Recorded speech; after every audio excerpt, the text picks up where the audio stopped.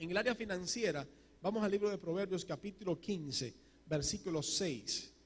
¿Qué promete Dios para los hijos de Él en el área financiera? Proverbios 15, versículo 6.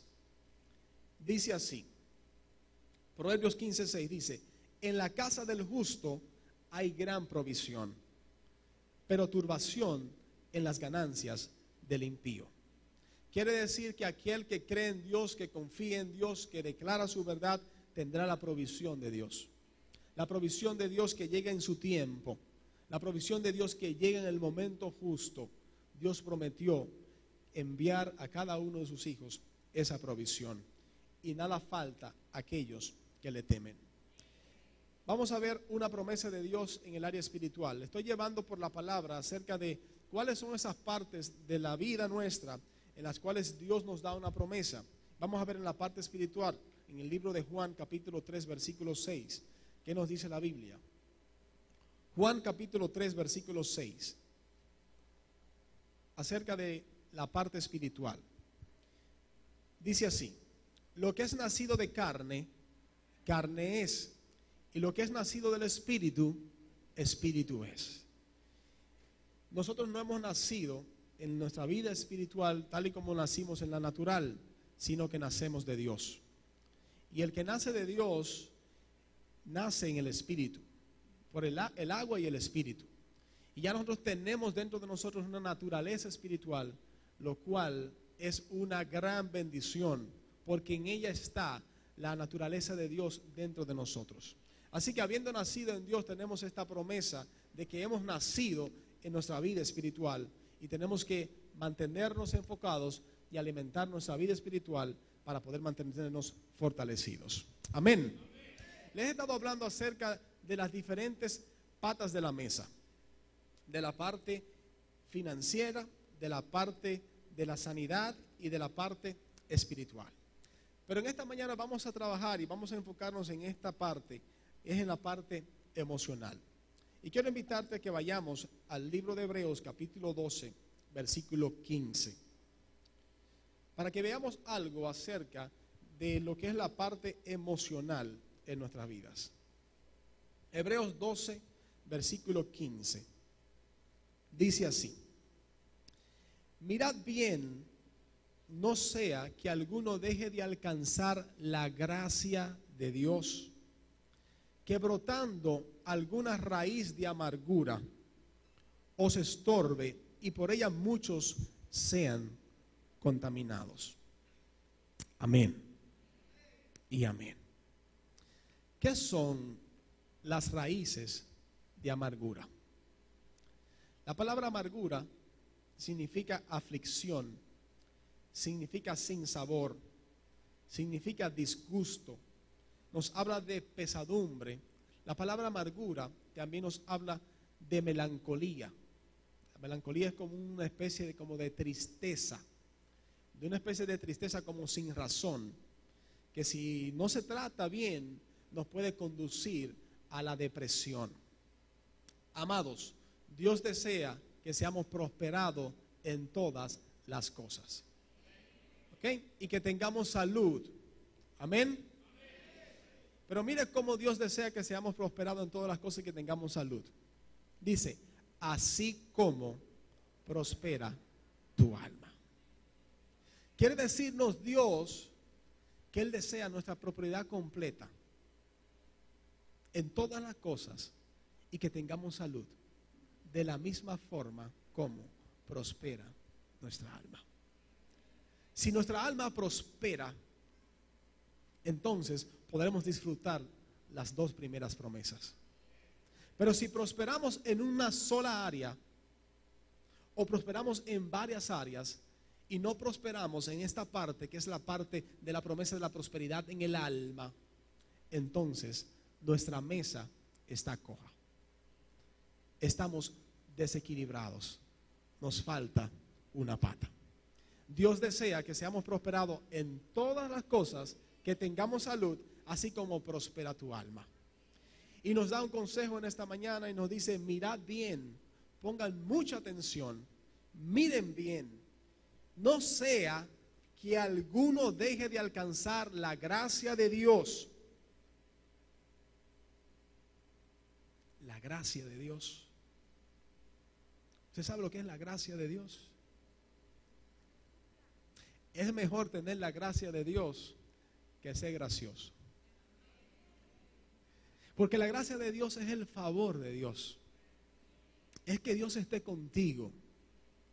Es que Dios te acompañe. Es que Dios le dé sabor a tu vida. Aleluya. Es que Dios le dé sentido a tu existencia. Es que sientas un gozo dentro de ti que no lo puedas explicar. Aquel que tiene la gracia de Dios lo sabe, lo percibe, porque dice: yo no merecía esto, pero tengo la gracia de Dios, el amor de Dios. Yo no lo merecía y Dios me ha amado. No hay mayor bendición que esta. Tener la gracia de Dios es tenerlo todo. Es tenerlo todo, es tenerlo todo. Aquel que tiene la gracia de Dios tiene ese favor de Dios. Aleluya. Óigame, y cuando usted tiene la gracia de Dios, las puertas que Dios tiene para ti se abren solas. Tú no tienes que forzarla, tú no tienes que romper el candado con un martillo, tú no tienes que buscar una palanca para abrir la puerta.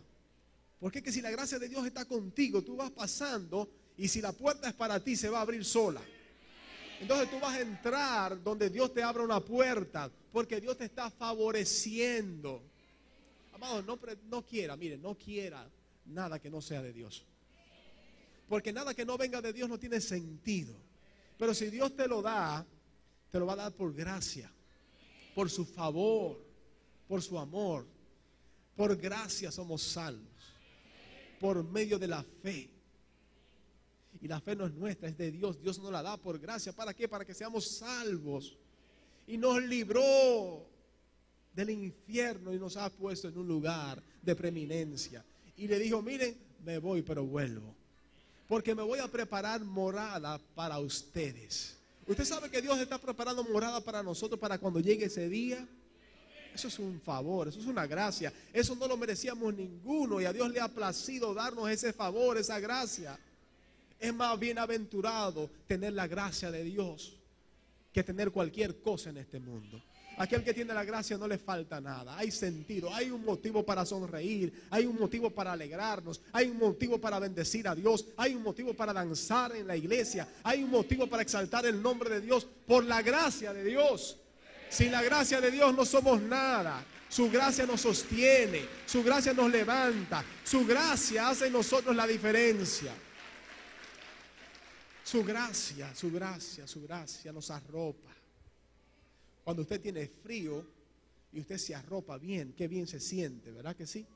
Usted se puede imaginar lo que sienten esos pequeños pollitos cuando se entran debajo de las alas de su madre, la gallina. Usted puede sentir lo que siente. Yo no sé si usted ha tomado una gallina y la ha cargado, así le ha puesto la mano debajo de las alas. Es calientito, esa área es caliente. Y entonces suavecita por el plumaje.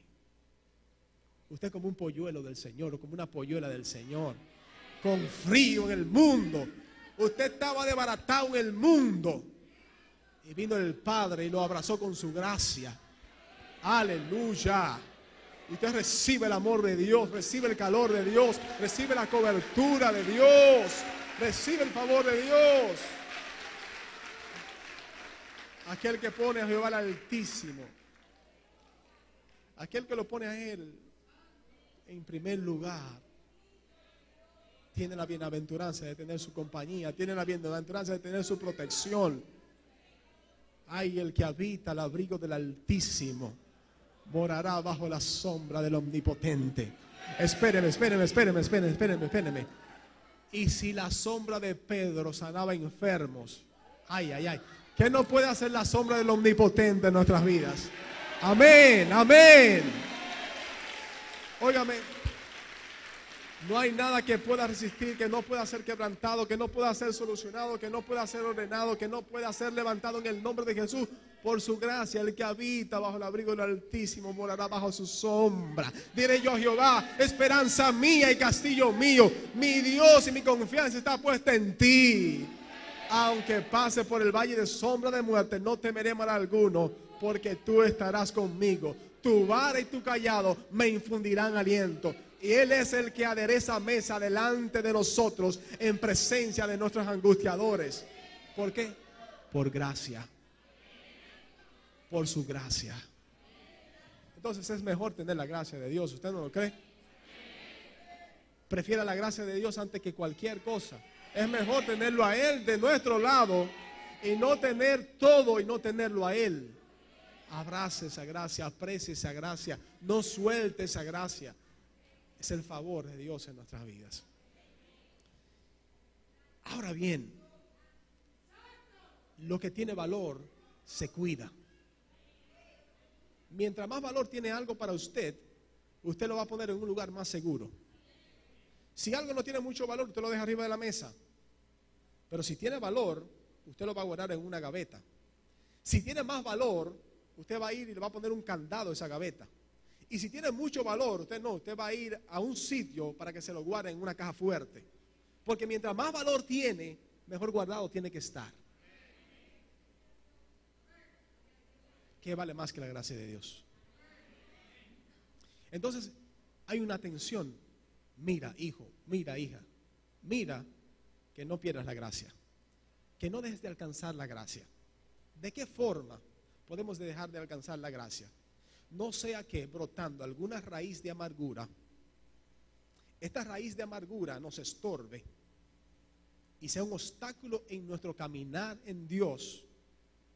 Y no solamente a nosotros nos estorbe, sino también que sea una raíz de amargura que contamine a otros.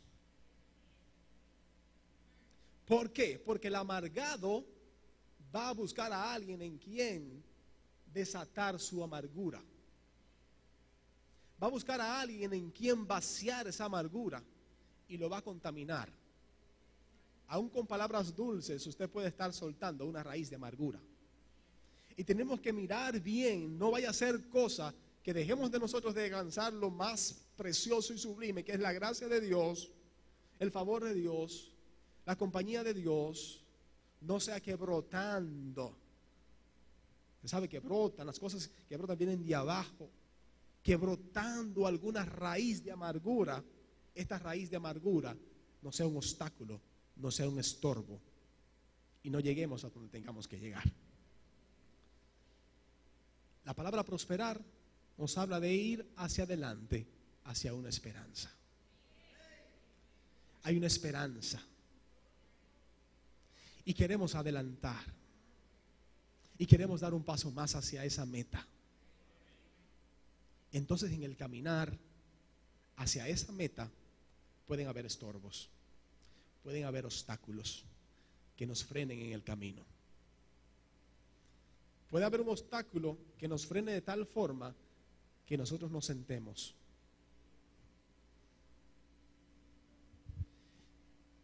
y no sepamos qué hacer. ¿Y ahora qué hago? ¿Y cómo sigo avanzando? ¿No le ha pasado a usted alguna vez que no sabe qué hacer y no sabe si seguir o no seguir? Pero que ese no sea un estorbo, que no te frene en tu crecimiento espiritual ninguna raíz de amargura. ¿Cómo podemos identificar una raíz de amargura? ¿Cómo podemos saber si ha brotado en nosotros alguna raíz de amargura?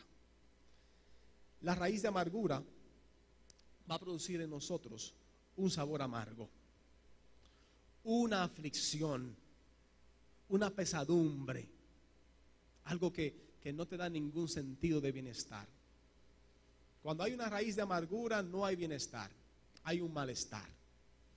Pero tenemos que saber de dónde proviene la raíz de amargura para después de ver de dónde proviene, saber dónde está y después entonces sacarla de nuestras vidas. Porque no queremos estorbo en nuestro camino. Y tenemos una meta por delante y vamos a llegar allá en el nombre de Jesús. Amén. Amén. Bien. ¿Cómo se produce? ¿Cómo se produce una raíz de amargura? Y le voy a decir cómo se produce en nosotros una raíz de amargura. Todo comienza por una ofensa. Sencillo. Una ofensa puede comenzar a cambiar nuestro estado de ánimo. Alguien te ofendió. Te dijo una palabra que tú no esperabas que esa persona te dijera eso.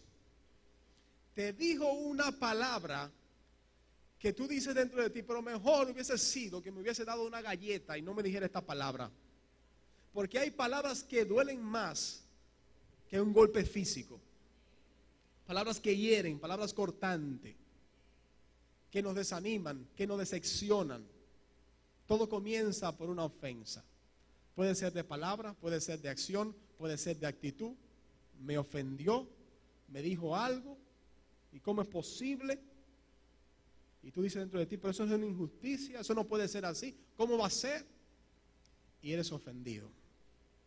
¿Alguno aquí, si alguna vez ha sido ofendido? Amén. ¿Cuántas veces en la vida hemos recibido ofensa? ¿Verdad que sí? ¿Qué pasa? Eso es lo primero que viene. Viene la ofensa. Viene ese dardo, viene la ofensa. ¿Ok? Después de la ofensa, viene entonces la falta de perdón. Decidimos no perdonar esa ofensa. ¿Por qué? Porque decimos dentro de sí, pero ¿quién se cree él o se cree ella para decirme tal o cual cosa? Pero bueno, pero será verdad. Pero ¿y cómo es posible? ¿Cómo se atreve? ¿Lo ha dicho usted alguna vez? Dentro de usted. Entonces decidimos no perdonar al que me ofendió. Y ahí comienza el asunto.